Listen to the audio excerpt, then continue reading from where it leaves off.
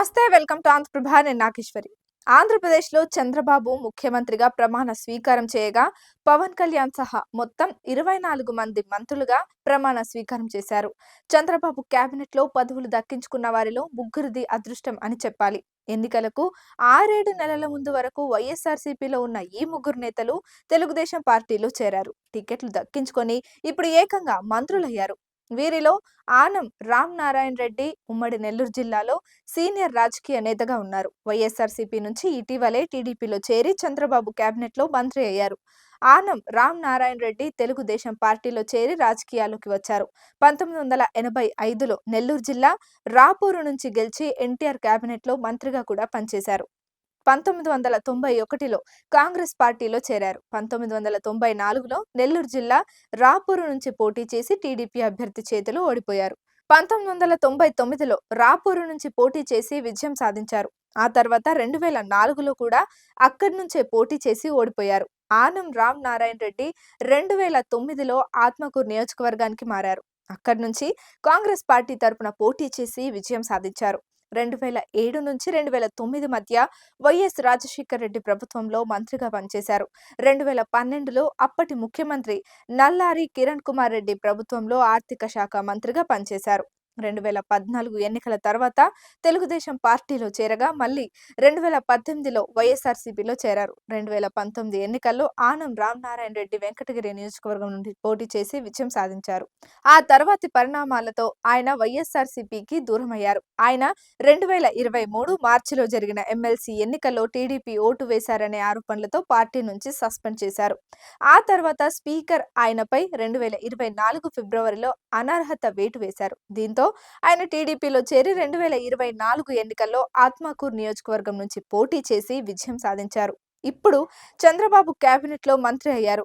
మంత్రిగా పనిచేసిన అనుభవం ఉండడం, జిల్లాలో సీనియర్ నేత కావడంతో చంద్రబాబు అవకాశం కల్పించారు. మరో నేత ఉమ్మడి కృష్ణా జిల్లాలో కొలుసు పార్థసారథి సీనియర్ రాజకీయ నేతగా ఉన్నారు.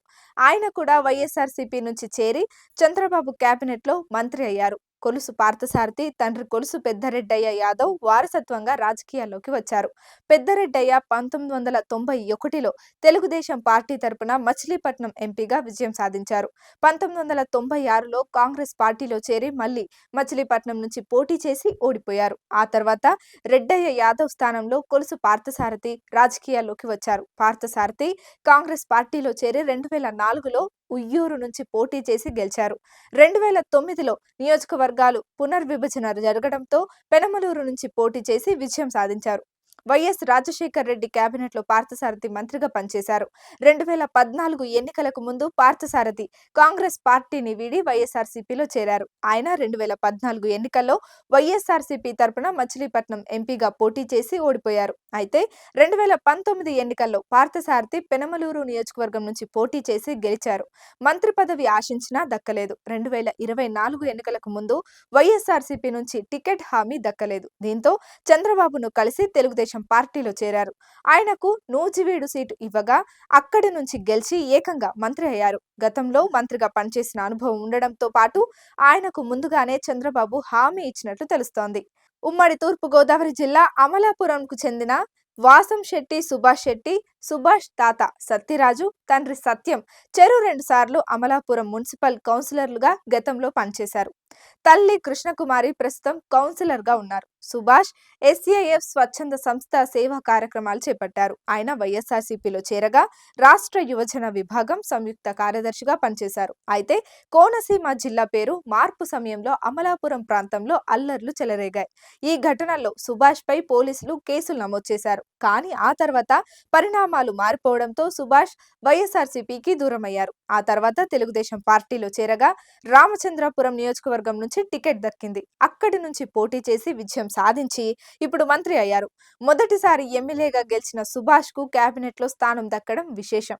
సామాజిక వర్గాల వారి లెక్కల్లో ఆయనకు మంత్రి పదవి దక్కింది.